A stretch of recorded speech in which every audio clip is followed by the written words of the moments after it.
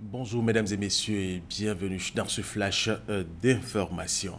Attentat à Paris, c'était hier, bilan 128 morts, environ 180 blessés, dont 80 en urgence absolue lors de ces attentats. 8 assaillants sont morts, dont 7 en se faisant exploser. Le gouvernement français a décrété l'état d'urgence. Les frontières de la France sont fermées. Un conseil de défense s'est tenu ce matin à l'Élysée en présence du président français François Hollande, pour qui c'est un acte de guerre qui a été préparé contre la France. Hier, un accident de la circulation au niveau du carrefour de la Riviera 2 ici à Cocody a fait 20 blessés, dont 4 dans un état critique. À l'origine de cet accident, une collision entre un camion et un minicar communément appelé Baka.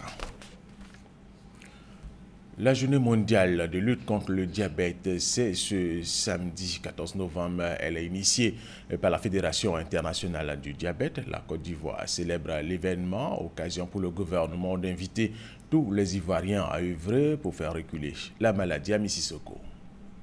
Millions de décès par an sont dus au diabète dans le monde.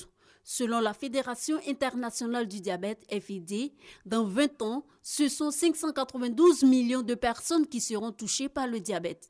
Il sera donc l'une des principales causes d'invalidité et de décès. La Côte d'Ivoire n'échappe pas à ce mal. Environ 5% de sa population est diabétique. Le samedi 14 novembre est célébrée la journée mondiale de lutte contre le diabète avec pour thème « Une vie saine et le diabète ». L'objectif de cette journée, initiée par la Fédération internationale du diabète, venir à bout ou réduire les facteurs de risque du diabète. En Côte d'Ivoire, face à cette urgence, le gouvernement a entrepris des actions. Ce sont 26 unités avec des équipements appropriés qui ont été mises en place dans 15 cliniques du diabète et de l'hypertension issues d'une convention et 11 microcliniques du diabète grâce au projet Fondation mondiale du diabète.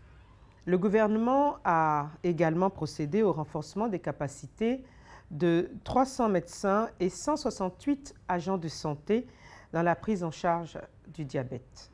Ma santé, ma vie. Ce concept guide les actions du ministère de la Santé et de la lutte contre le sida qui amplifie ses actions de consultation, de dépistage gratuit et de prévention.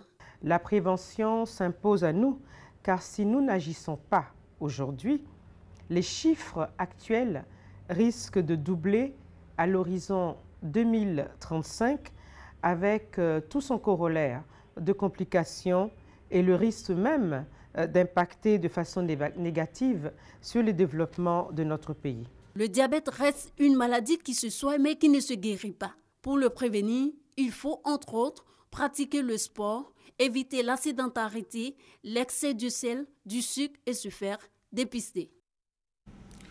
La cérémonie de lancement du programme présidentiel d'électrification rurale du sud de Komoué, de l'Indéni Djouablin, du Gontugo et du Bonkani s'est déroulée hier, vendredi à Grand Bassam. La cérémonie s'est tenue en marge de l'initiative Preneur qui vise à électrifier toutes les localités d'au moins 500 habitants. Et c'était en présence du Premier ministre Daniel Kablan Duncan.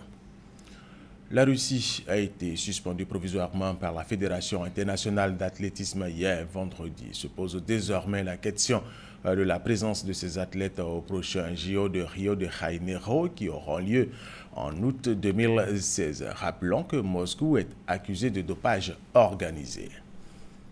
Et c'est la fin de ce flash d'information. Merci de l'avoir suivi. Je vous retrouve tout à l'heure à 13h.